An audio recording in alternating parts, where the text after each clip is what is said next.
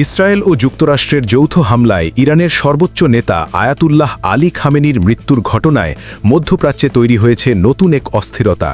আন্তর্জাতিক অঙ্গনে প্রশ্ন উঠছে, এই হামলা কি হঠাৎ নেওয়া সিদ্ধান্ত নাকি দীর্ঘদিনের পরিকল্পনার অংশ?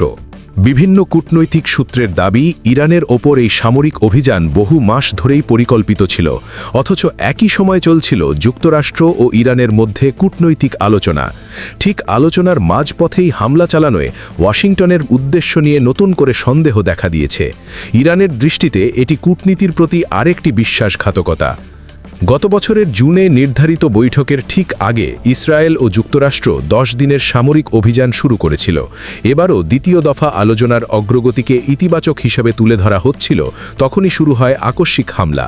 ইরানের পররাষ্ট্রমন্ত্রী আব্বাস আরাগচি জানতেন ঝুঁকি আছে, তবুও আলোচনার পথ বেছে নেওয়া হয়েছিল। ওমানের পররাষ্ট্রমন্ত্রী বদর আল বুসাইদি মধ্যস্থতার চেষ্টা চালান। তিনি ওয়াশিংটনে গিয়ে আলোচনার অগ্রগতিকে ইতিবাচক হিসাবে তুলে ধরেন এবং দাবি করেন একটি সমঝোতা হাতের নাগালে, কিন্তু শেষ পর্যন্ত সেই কূটনৈতিক প্রচেষ্টা সফল হয়নি।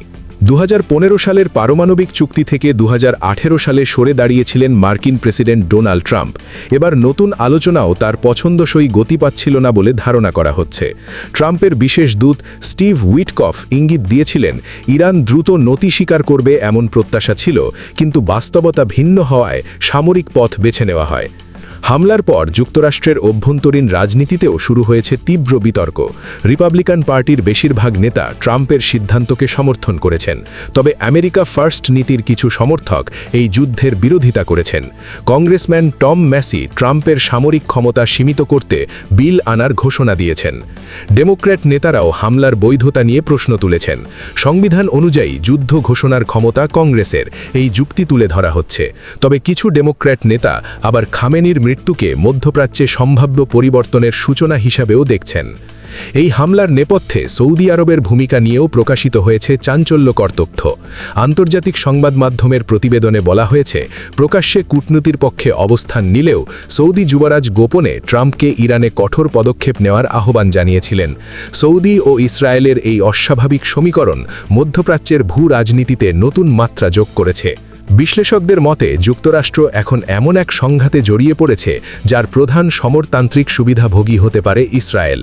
বহু বছর ধরেই ইসরায়েল ইরানের পারমাণবিক ও ক্ষেপণাস্ত্র কর্মসূচিকে অস্তিত্বের হুমকি হিসেবে তুলে ধরেছে, যদিও তেহরান বরাবরই পারমাণবিক বোমা তৈরির অভিযোগ অস্বীকার করে আসছে। ট্রাম্প প্রশাসনের দাবি, ইরানের কর্মকাণ্ড মার্কিন ঘাঁটি ও মিত্রদের নিরাপত্তাকে ঝুঁকির মুখে ফেলছিল। অন্যদিকে সমালোচকদের প্রশ্ন, সরাসরি ও তাৎক্ষণিক হুমকি ছাড়া এমন পূর্ণমাত্রার হামলা কতটা ন্যায্য? ইরানের ব্যালিস্টিক ক্ষেপণাস্ত্র কর্মসূচি নিয়েও নতুন করে বিতর্ক শুরু হয়েছে। তেহরানের মতে এটি তাদের প্রতিরক্ষার অংশ। ইরান ইরাক যুদ্ধের অভিজ্ঞতা থেকেই তারা নিজেদের প্রতিরক্ষা সক্ষমতা জোরদার করেছে। সাবেক পররাষ্ট্রমন্ত্রী জাভেদ জারিফও এই কর্মসূচির পক্ষে যুক্তি তুলে ধরেছিলেন। হামলার পর ইরান পাল্টা ক্ষেপণাস্ত্র নিক্ষেপ করে মধ্যপ্রাচ্য জুড়ে মার্কিন ঘাঁটিগুলোকে লক্ষ্যবস্তু বানায়। অঞ্চল জুড়ে ছড়িয়ে পড়ে উত্তেজনা ও অনিশ্চয়তা। বিশ্লেষকদের আশঙ্কা, এই সংঘাত দীর্ঘমেয়াদী যুদ্ধের রূপ নিতে পারে। এক জরিপে দেখা গেছে যুক্তরাষ্ট্রের অধিকাংশ নাগরিক নতুন যুদ্ধ চান না, তবুও প্রশাসনের সিদ্ধান্তে দেশটি আবারও মধ্যপ্রাচ্যের সংঘাতে জড়িয়ে পড়ল। সবচেয়ে বড় প্রশ্ন এখন, কূটনীতির পথ কি পুরোপুরি বন্ধ হয়ে গেল? আলোচনার টেবিলে ফিরে আসার সম্ভাবনা কি আর আছে, নাকি এই সংঘাত মধ্যপ্রাচ্যের মানচিত্রে নতুন অধ্যায় লিখবে? পরিস্থিতি দ্রুত বদলাচ্ছে। আন্তর্জাতিক অঙ্গন উদ্বিগ্ন দৃষ্টিতে তাকিয়ে আছে। সামনে কি অপেক্ষা করছে? দীর্ঘ যুদ্ধ নাকি অপ্রত্যাশিত কোনো সমঝোতা? তা সময়ই বলে দেবে।